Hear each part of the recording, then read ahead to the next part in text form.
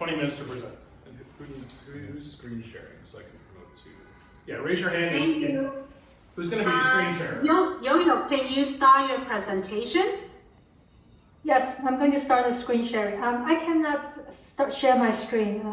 Can someone grant me the access? Is she a host? Yeah. Your co-host should be able to share your screen now. Okay, great, thank you. Include it. Presentation is ready, right? Yes, presentation is ready.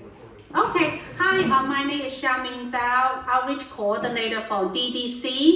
Today we have a DDC, DCAS, and DCLA are very excited to share about 70 Mulberry final design and present for our conceptual work. Now I'm turning to my colleague Yo-Yo from Grimshaw to start a presentation. Yep. Hi, good evening, everyone. We are I'm Yo-Yo Chen of Grimshaw Architects. We are very excited to share the final design updates with you. Currently, we are at the final phase of the design. We are aiming to wrapping up the construction documentation by the end of January, so in the coming weeks. And then the significant substantial completion is by the end of 2027. And then a little bit of history of the 70 Mulberry was built as the public school 23, and then back in 1890s. And in the most recent history, level 5 added, and then due to the fire back in 2020 January, currently we have Blue Street facade and the stair tower remain.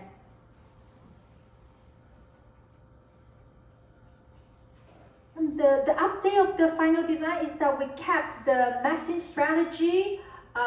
We adjust a little bit of the facade panel with the building system integration, but overall the design you see today, the final design, is in line with what we shared with you earlier. The building integrated photovoltaic panel applied on the facade along with the rooftop PV.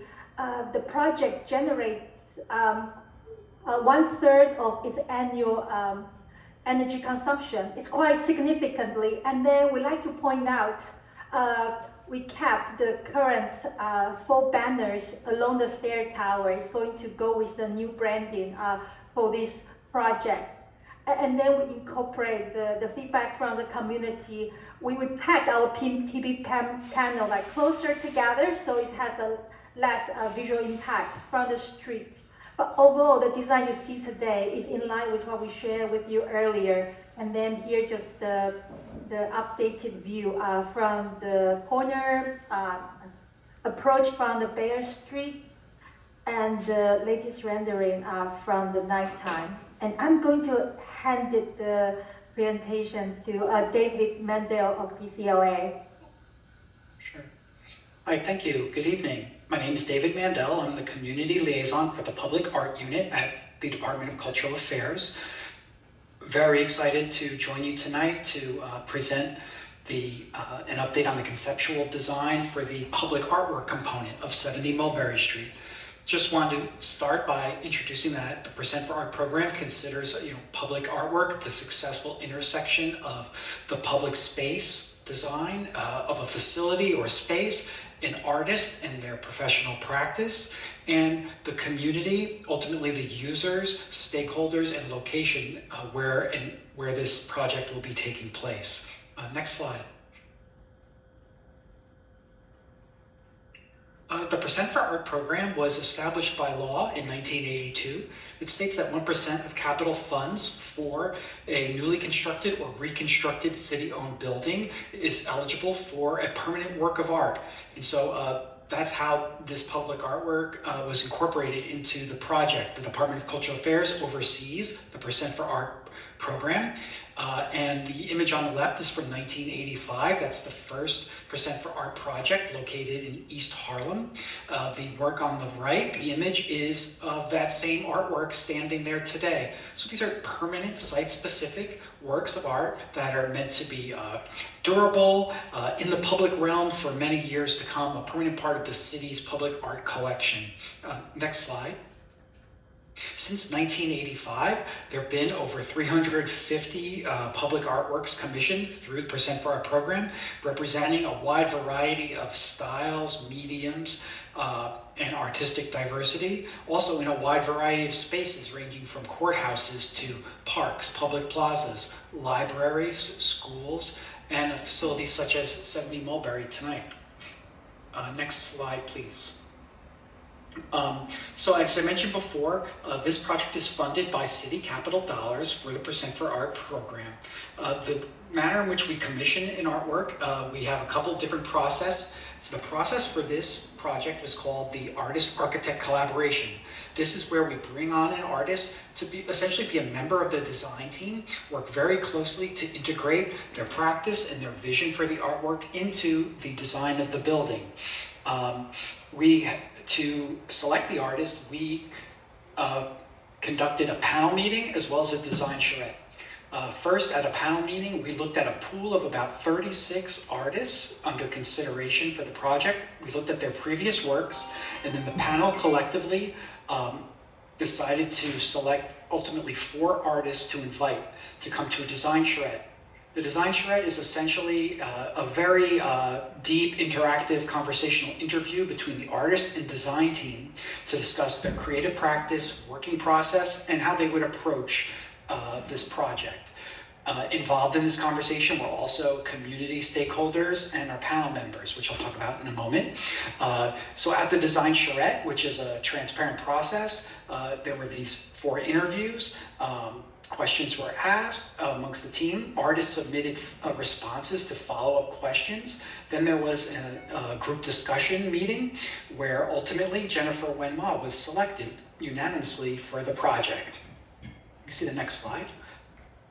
So the panelist is made up of 2 categories. We have our voting panelists, which is kind of required by that Percent for Art law, where we have representatives from the partner agencies, the design agency, in this case, the Department of Design and Construction, the sponsor agency, Department of Citywide Administrative Services, and then we have 2 arts professionals. We also have our advisory panelists, which consists of representatives of the staff and stakeholders of the architectural design team, agencies, the local electeds, but also neighborhood stakeholders, local arts group, members of the community board, etc. We had a really active and engaged panel for this process. Next slide.